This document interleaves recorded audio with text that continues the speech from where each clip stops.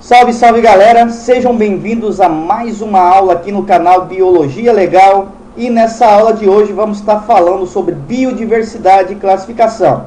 Já vai deixando o seu like aí, se inscreva no nosso canal se você ainda não é inscrito. No final da aula compartilhe com seus amigos, deixa seu comentário, sugestão de novas aulas. Então vamos nessa aula falar sobre biodiversidade e classificação. Mas o porquê de classificar os seres vivos? Porque a necessidade de reunir os seres vivos em grupos e conhecer as suas semelhanças e diferenças é algo comum ao nosso dia a dia, é inerente ao nosso dia a dia, né? Faz parte da espécie humana classificar as coisas. Temos essa necessidade de classificar as coisas, não só os seres vivos. Por exemplo, quando você vai em uma loja de roupa, eu vou ter aí uma seção de calças, uma seção aí de roupas íntimas, uma seção de camisetas. Quando eu vou no mercado, a mesma coisa. Eu vou ter uma seção de enlatado, seção de massas, de carnes. Facilita aí o nosso dia a dia. Para entender os seres vivos também tem-se essa necessidade de classificar os seres vivos de acordo com as semelhanças ou as diferenças. Além disso, a distinção informal, essa distinção feita pelas pessoas leigas aí dos seres vivos, vai se perdendo com o passar do tempo ao longo da história, né? Vai mudando também de acordo com a cultura. O nome de um animal aqui no Brasil, ou até mesmo em um estado, pode mudar de um estado para o outro. Vamos usar um exemplo aí, o cão, né? O cachorro. Esse cachorro, ele tem o nome de cachorro aqui no Brasil. Se eu for para um país de língua espanhola, ele vai ter um outro nome lá, né? Perro. Se eu for para um país de língua inglesa, vai ter um outro nome, dog, e vai variando de acordo com a língua. Já o nome da espécie, classificado aí, de acordo com as regras de classificação científica, esse nome não muda, seja em qual língua que eu estiver falando. Por exemplo, o cachorro doméstico, nosso cachorro, né? Ele é o Canis familiaris. Não importa em qual língua estiver falando, ele vai ser sempre Canis familiaris no meio científico. Então, aí está uma das principais importâncias aí de classificar cientificamente as espécies. Vai facilitar, né, a comunicação entre cientistas de línguas diferentes. Linneu disse, né, que a história da classificação é tão antiga quanto o próprio homem. Ao longo do tempo, diferentes maneiras de classificar os seres vivos foram sendo substituídas.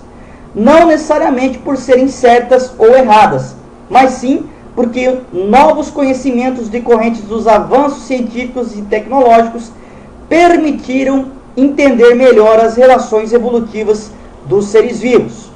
Linneu propôs aí um sistema de classificação com tanta eficiência, né, que suas regras são adotadas até os dias atuais. Então, as regras criadas lá no passado por Linneu são usadas até hoje. Trata-se aí, né, da nomenclatura binominal, que atribui 2 nomes a cada espécie de ser vivo. O primeiro nome da espécie refere-se ao nome genérico ou gênero, que deve ser escrito sempre com letra maiúscula, com inicial maiúscula. O segundo nome, né, que corresponde ao epiteto específico, que se escreve-se aí com letra minúscula, tá? É possível que você conheça alguns nomes científicos aí, já tenho ouvido falar, por exemplo, a mosca de casa, essa mosca que vive em casa enchendo as paciências, você já deve ter ouvido falar que ela é a mosca doméstica. O Aedes aegypti, né, aquele pernilongo, aquele mosquitinho que transmite a dengue, chikungunya. Então, a Aedes aegypti é o nome de espécie. Canis familiaris, também o nome de espécie. Felis catus, o nome da espécie do gato doméstico. Tá?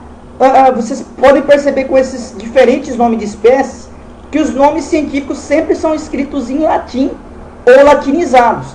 Também foi uma regra aí proposta por Linneu e que é seguida até hoje aí para classificar os seres vivos. Então, ó, nome da espécie sempre é binominal. O primeiro nome refere-se ao gênero e vai ser escrito sempre com inicial maiúscula. E o segundo nome da espécie é o epiteto específico e ele é todo escrito com inicial minúscula. Além disso, esses nomes têm que vir destacado no texto. Se for estar sendo digitado, você vai colocar essa letra lá em itálico. Se você estiver escrevendo manuscritamente, você vai ter que sublinhar essas duas palavras aí, senão vai estar errado. Além de seguir essas duas regras que eu já estabeleci, vocês têm que destacar ela, ou sublinhando, né, sublinhando quando estiver escrevendo manuscritamente, não é mudar de cor de caneta, é sublinhar, a regra é essa, sublinhar, e quando estiver digitando, colocar em itálico, aquela letrinha deitadinha, tá? Então já tenho aí 3 regras. Vamos falar um pouquinho da classificação no nosso cotidiano, né? Imagine aí que uma grande contribuição aí que nos prestou Linneu. Vamos ver na prática a importância e a utilização da nomenclatura binominal. Um biólogo chinês recebeu um e-mail em português, citando a importância de uma espécie de planta conhecida pelo nome de macaxeira na alimentação humana. O biólogo chinês não entendeu qual era a espécie de planta a qual o e-mail se referia. Por que ele não entendeu? Esse nome macaxeira é um nome dado aqui no Brasil e em algumas regiões do Brasil. Essa macaxeira é o que nós conhecemos aqui no nosso estado como mandioca, tá? Então, se no Brasil já tem uma alteração desse nome para a mesma planta, imagina fora do país.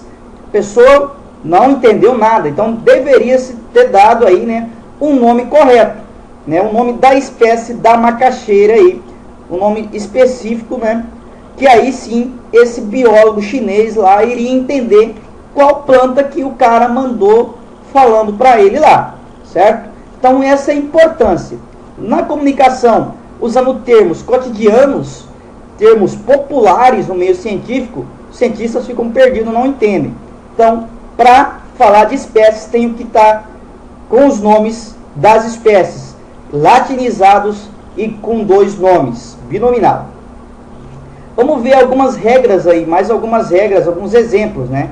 Então, o nome científico deve se destacar no texto em que aparece, seja aí na impressão ou na digitação em itálico ou grafado, né? Grifado, né? A gente fala grifado, grafado, quando tiver escrito também. Ele é aí a identidade do ser vivo, é o nome do ser vivo.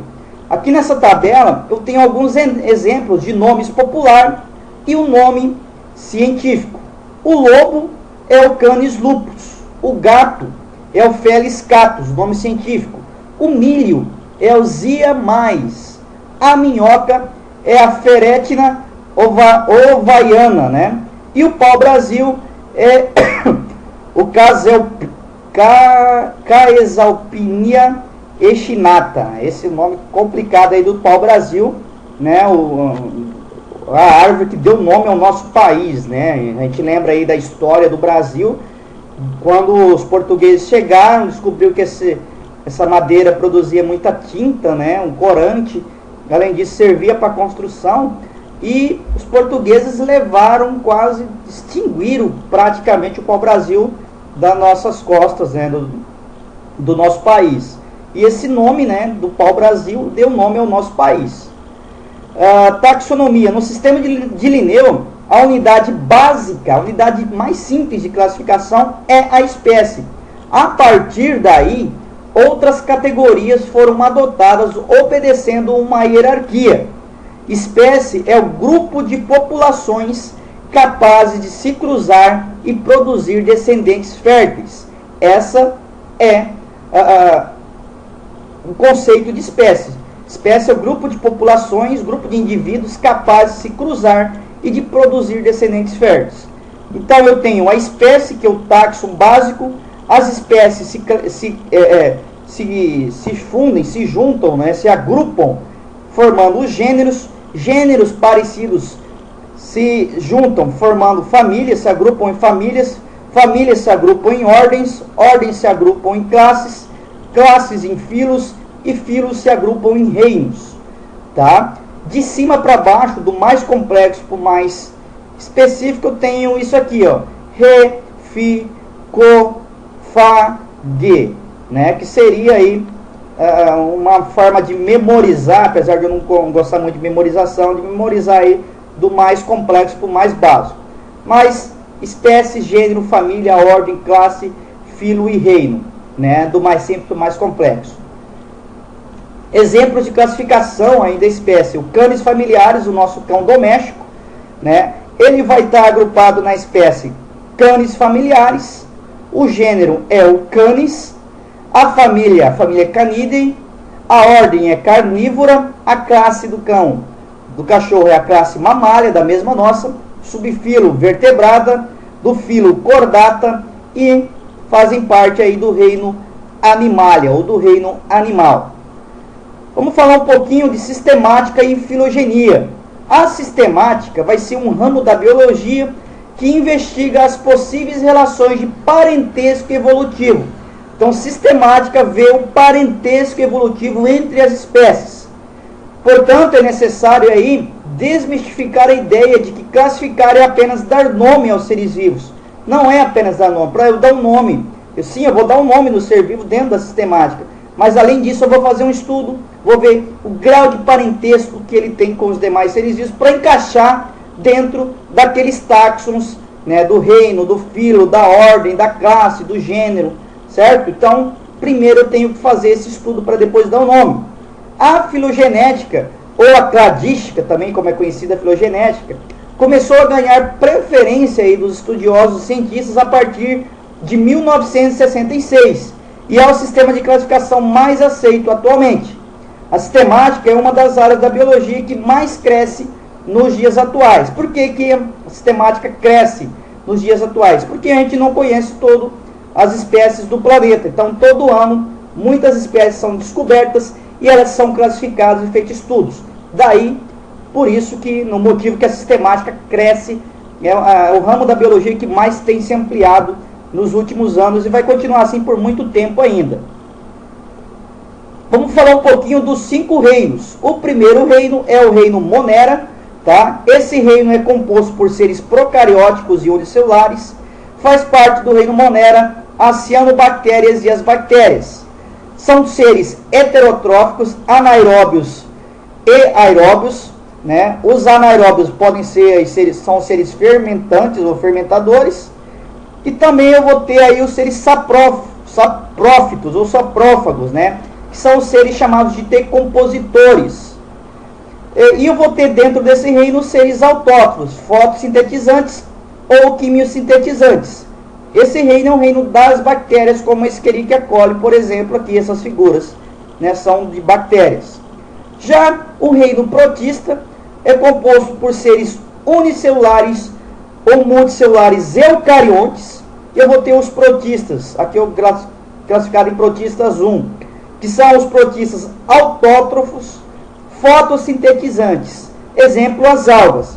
E os outros protistas, tá, vão ser aí os seres eucariontes unicelulares heterotróficos, conhecidos aí como protozoários, tá? Eu tenho aqui uma ameba, eu tenho aqui o outro tipo de protozoário, tá? Nesse caso aqui são seres heterótrofos. Nesse caso, tá, as algas são seres autótrofos fotossintetizantes. O reino fungi ou fungo é um reino de seres eucarióticos unicelulares ou multicelulares. É o caso desses fungos aqui, o Aspergillus sp, a lentilha Endodes e o bolor do gênero Mucor, aí como o bolor branco do pão, são exemplos de fungos agrupados dentro desse reino. E o reino planta, o reino plantae, é formado por seres eucarióticos, multicelulares e autotróficos fotossintetizantes. Esse é o reino das nossas plantas. E o reino animal, formado por seres eucarióticos, multicelulares e heterotróficos, é o nosso reino, né? Aqui eu tenho alguns exemplos de seres desse reino: o macaco, a borboleta, o sanguessuga, o caracol, né? Nós, o leão, a zebra, todos, a minhoca, fazem parte aí do reino animal. E o vírus é um caso à parte. O vírus não é agrupado em nenhum dos 5 reinos. Esses vírus não apresentam células. Eles possuem DNA ou RNA, tá? Possuem moléculas de proteínas e são parasitas intracelulares obrigatórios, tá? Obrigatórios. Por não serem formados de células, né, os vírus não são agrupados aí em nenhum dos 5 reinos. Mas, por eles se reproduzirem, terem DNA e RNA, tá? serem formados por moléculas de proteínas, eles são considerados seres vivos quando estão parasitando uma célula, parasitando um organismo. Aí sim eles se comportam como ser vivo. Apesar deles não terem maquinária celular, eles utilizam a maquinária da célula hospedeira para produzir novos vírus, para se reproduzir. Então, nessa fase, ele se comporta como um ser vivo. Quando o vírus está fora de uma célula, ele não se comporta como um ser vivo. Essa foi a nossa aula. Espero que vocês tenham gostado. Um forte abraço e até a nossa próxima videoaula.